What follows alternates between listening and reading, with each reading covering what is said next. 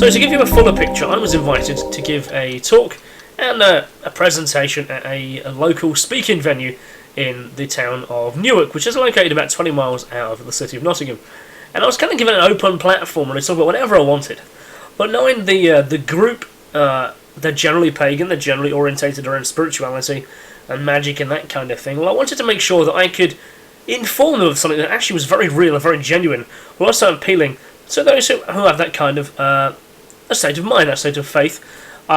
So I wrote a piece on alchemy. That's right, alchemy. A kind of strange concept, you might think. Does alchemy actually exist? Well, let's just kind of go down the talk and the presentation that I put together, and hopefully, you may be intrigued by this as well. So alchemy, does it exist? Well, alchemy is a school of thought that is its practice is surrounded in mystery and secrecy. But the view held is that, I guess throughout the centuries, it is the concept of turning lead, or something worthless, that is common, into something that's valuable, usually gold. So the idea of turning lead into gold, of course, became the general mainstay of what alchemy represents. However, it's because, and why gold, really? Well, gold, AU, from the periodic table, gold is the most versatile of the base metals. It's an exceptional metal, in fact. It's one of the only metals that doesn't rust.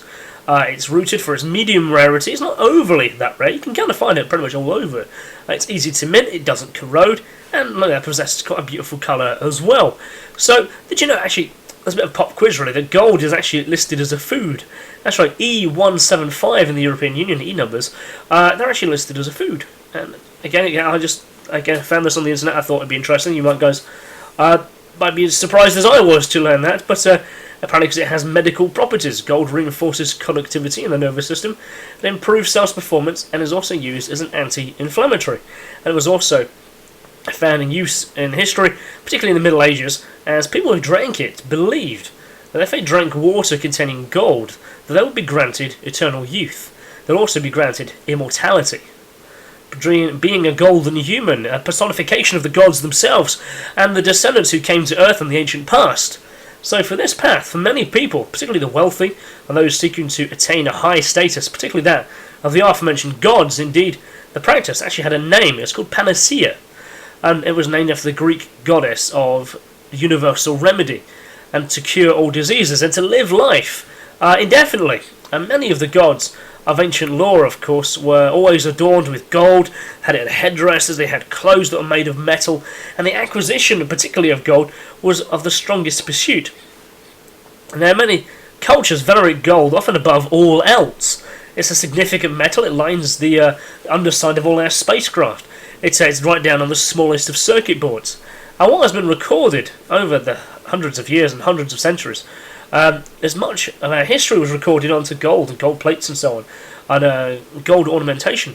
Unfortunately, over the eons, a lot of it's been stolen, a lot of it's been looted, melted down, given away, stolen, and who knows what knowledge has actually been lost because people have been seeking to obtain it and take possession of such a substance. So alchemy, is it really a worthy or a folly pursuit? Now, historian Neville Drury, in his book Magic and Witchcraft, notes that the word alchemy is thought to derive from an Egyptian word called chem, spelled C-H-E-M in terms of its English translation, which actually comes to mean black. And this could be a reference to the black Andaluvian soils bordering along the river of the Nile. But we actually know that the Greek word chima, which means to fuse and to cast metals, has actually established itself in Arabic as the term alchemia. In terms of its English spelling, that's A-L-K-I-M-I-A, instead of the English translation of the word from Arabic. So, which is where it's more firmly believed the word alchemy is derived from. The Arabic role in the spread of alchemy actually is quite significant, as many books on alchemy were translated into Arabic from Greek before being reintroduced into the European audiences through to the Islamic conquering of Spain and trade from the Middle East. So what is alchemy really?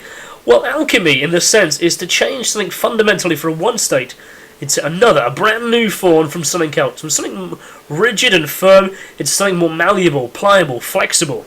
And this extends not only in the physical sense, of the phrase, but also a mental state of one's mind.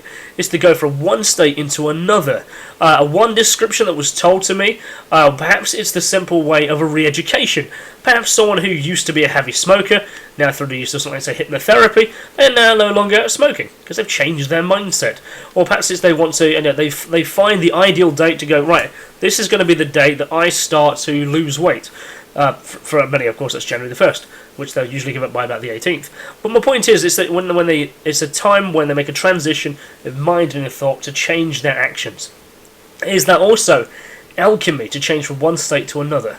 So, but the reason I put the word hypnosis in there, and hypnotherapy, is because priming someone for suggestion to go from one state to another is called psychosuggestion. What's the term I'd like you to hold on to for a moment? Psychosuggestion.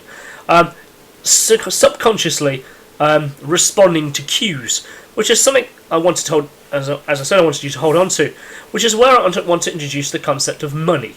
That's right, money is nothing more than a psychosuggestion. Money is nothing more than a psychosuggestion. Let me rephrase that. Money is only a belief. That's right, it's only as real as the belief you put into it. In actual fact, it's a faith. Money is a faith. For money does not exist. That's right, it's a modern conundrum.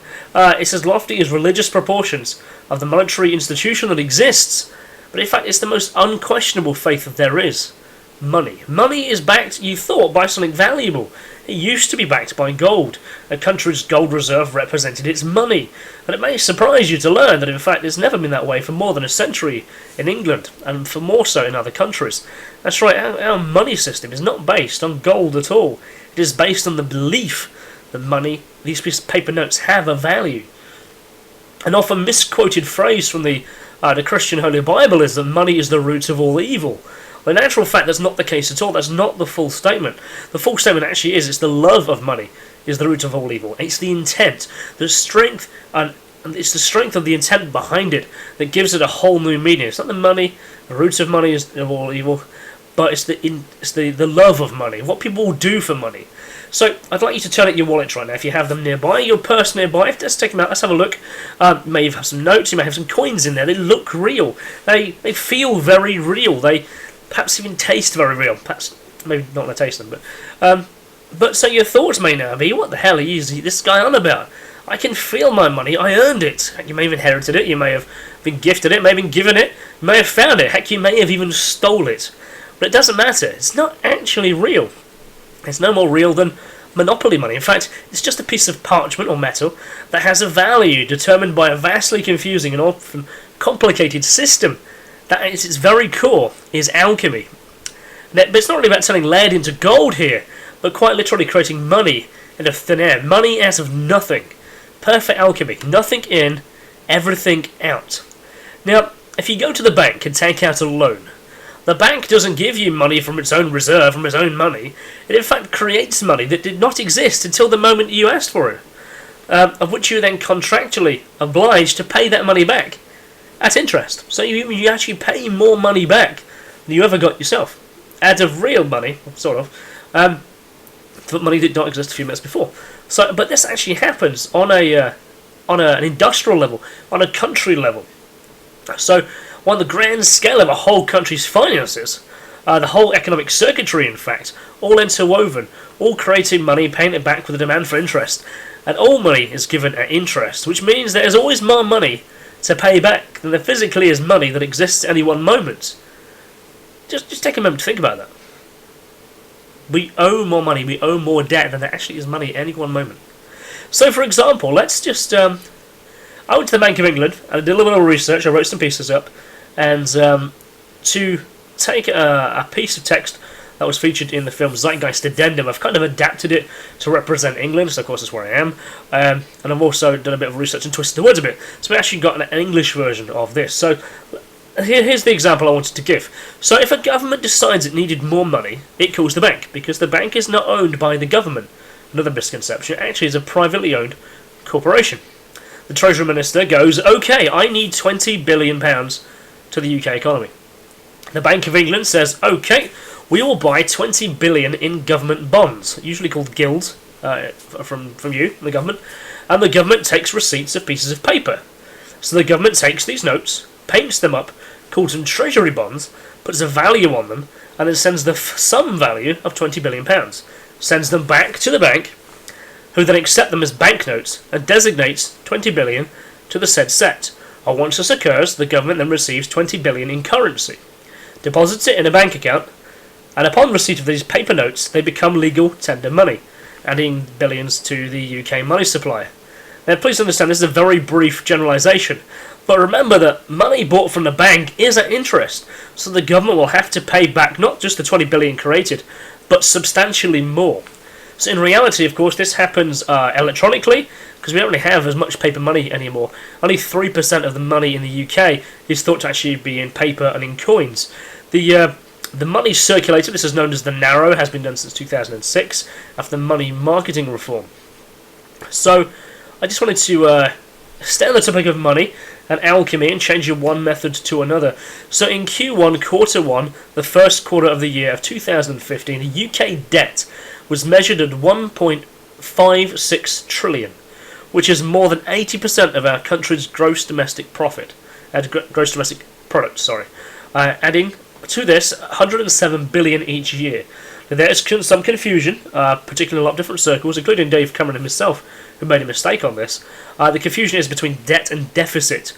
They actually changed the name in 2013 to avoid this being confused any longer.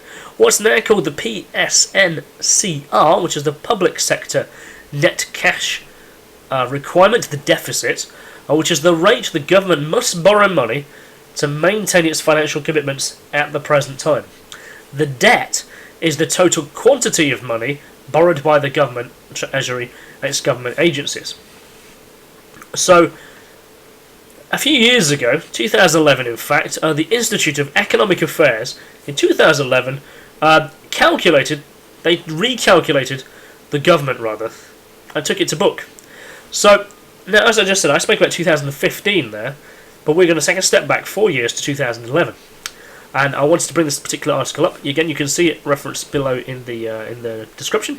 So, the Institute of Economic Affairs took into account state pensions at that time, future basic state pensions going forward, and any further additions, which was ignored by the Treasury in its statement of 2011's debt, which at that time was around 1.12 trillion.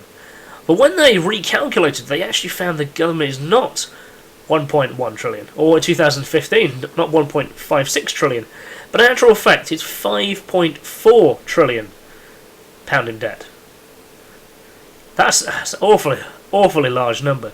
That's actually, if it's 5 trillion, 5.494, which was calculated by them, that's 392% of our GDP, which is an incredible level of debt there to be.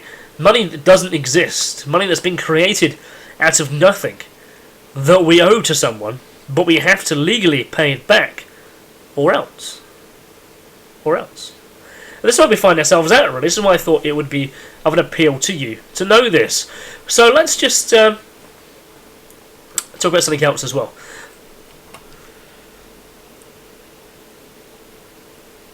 Okay, so there's this book. It's called Modern Money Mechanics, and it describes the process of fractional reserve banking, and it's explained as such. So in this book it says, of course, that banks, they do not really pay out money on loans, as we've just discussed, but they receive it as deposits. So if they did this, there'd be no additional money being created. So what they do, when they make loans, you accept one as accepted as a promise, a contractual loan, in exchange for the credit and the money to the borrower's bank account. A fractional reserve bank does this. Fractional reserve banking does this. If 9 billion was created out of nothing, because simply there is a demand for such a loan. So let's just say there is 10 billion in the deposit, okay? So that means the bank, based on the deposit, there's a requirement of the people, requirement of the public, or a demand for £9 billion, okay? Because, of course, you have to have more in the bank than is required to go out. Okay, so this is to satisfy the requirement. So let's assume that somebody walks into this bank and borrows the newly available £9 billion in one go. They will then most likely take that money and deposit it into another bank account. But then at this point, the process there repeats itself, doesn't it? Because, of course, the bank now has the deposit of 9 billion. It will save 10%, because that's how much is expected to be in there, and that will lend out 90% of that value, i.e. 8.1 billion is now available to go out again. And this then happens again because that person's taken it to their bank or to a different bank account. It's now 7.2 billion is available, then 6.5, 5.9, and literally then this money creation loan cycle can technically go into infinity. In fact, the average mathematical result is that you can get around 90 billion pounds from an original 10 billion in terms of money. So for every creation, for every deposit that occurs in the banking system, 9 times that amount is then created out of thin air. It's absurdity. It's a complete understatement. This is absurdity. Money is debt. Debt is money. If for money to be there, there has to be more debt to be there. But let's spin it a slightly different way. For each and every pound in your pocket that you got out earlier, it is owned by somebody else to somebody else. And the crazy part is, if all debts are paid off, there will be no money left after. Money, figuratively, is non-existent. An interesting story in terms of relatively to the magic, the spirituality, the kind of thing we hit earlier, the occult stuff, is that magic, alchemy, the occult kind of run in the same circle. And the connection to money actually is well noted and well documented. In particular, of course, the US $1 bill. On the front of the parchment, it has the Tower of Babylon, of course, being built towards the gods, so humans can be linked one-on-one with the gods. It has an uncapped pyramid, the hidden meanings, there's symbols and messages within it, but there's a story, in fact, the tale is of the Knights Templar. They went to the Rock of Jerusalem, allegedly finding beneath in a cave the head of the god Baphomet, hidden in his cave, which then goes on to teach them about money and banking. And it's from this knowledge that they then create the early banking systems and early credit systems, which have fed on from that point to today. So money, gold, alchemy, one transformation state into another. Does alchemy exist? Just have a look in your wallet. Without a doubt, alchemy exists. Your money is pure alchemy. My name is Kristian Lander. Thank you for taking the time to listen to this. If you'd like to learn more, I'll put some stuff and information down below in the descriptions. If you like what you hear, give us a subscribe, and we'll talk again soon. My name is Kristian Lander. Speak to you soon in the world of the internet.